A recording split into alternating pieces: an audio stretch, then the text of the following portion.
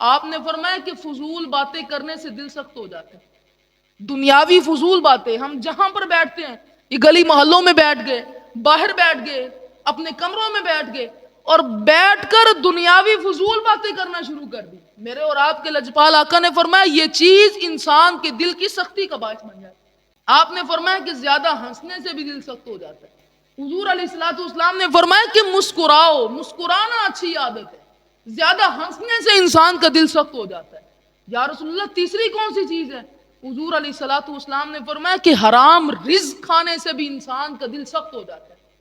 آج ذرا ہم اپنے آپ کے اوپر توجہ کریں نا کہ کہیں ہم خود یا ہم اپنی اولاد کو، اپنی بیوی بچوں کو، اپنے گھر والوں کو کہیں حرام کا لقمہ تو نہیں کھلا رہے.